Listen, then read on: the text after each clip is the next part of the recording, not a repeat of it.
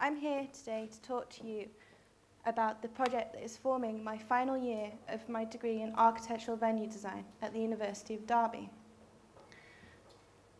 For this project, I've been looking at the ideas that temporary installation and events can reinvigorate a place and remap it onto the consciousness or internal map of a community. This principle is called tactical placemaking, and when done effectively, it allows the community to have a greater impact on the new design direction of a space.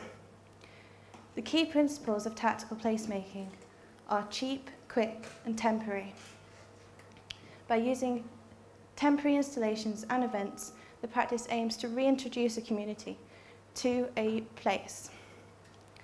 These temporary installations and events allow the community to see the site in a new light and imagine how it may change for the better in the future.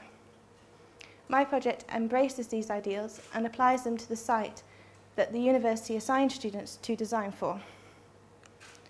The site shown here is bound by Bold Lane, Sadler Gate, Iron Gate and St Mary's Gate.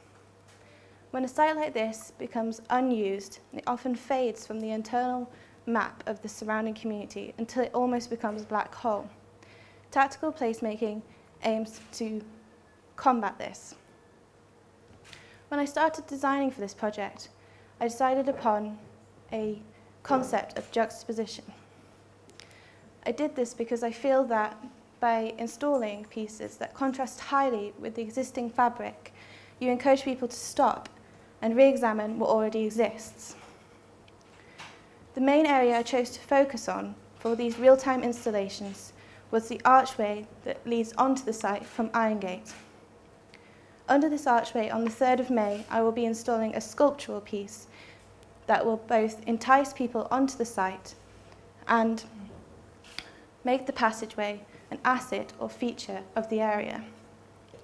This will be combined with performances and other installations to create an overall event. The piece is inspired by brightly coloured geometric sails that I made for a previous project. To adapt these for this project, I exaggerated their geometry and embedded an abstract aspect of the site.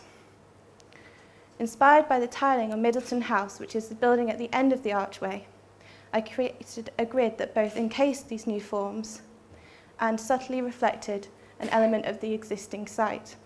The final piece consists of 3 of these forms suspended from the ceiling of the archway. To give the piece night appeal, it will be lit with LEDs sewn into the fabric of the sails. This will create a twinkling effect over the heads of the viewers. The secondary installations are going to be here on the left-hand side of Middleton House. The idea behind them is that they will be created through performance. Inspired by set design and a runway show, I have created pieces that are installed through the act of dance. There are 2 dances in total, one on the evening of the launch and the other a week later during the day.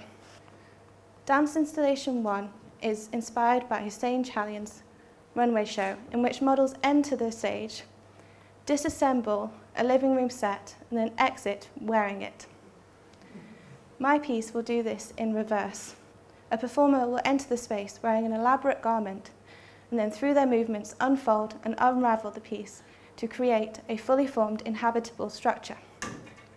This piece will have light and refractivity at its core, using transparent, translucent and reflective materials. This will allow it to interact with the lights during the nighttime performance and with sunlight during the day. Dance installation 2 is inspired by a performance piece called Strung by Tanjabir. This piece starts as a large ball of string that is then unravelled to reveal a woman inside. She can then move and interact with the mesh that's been created around her.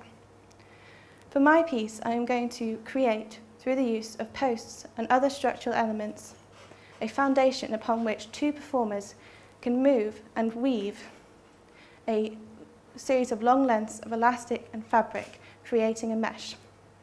The resulting structure will be web-like and will be able to interact with the viewers as they move in and around it. This piece has play and interaction at its core, and I fully expect that it will adapt to its users over the week that it is installed. These two projects that I've outlined here are going to be tied together with a series of light installations varying in design and scale, scattered in the space in between the two. I hope that by implementing some of my ideas instead of just theorising, I will be able to gain a greater understanding of the impact of tactical placemaking and gather some real-time data on the potential of the site. I hope that you've enjoyed this brief introduction to my work this year, and that I will see you at one of the events in May. Thank you.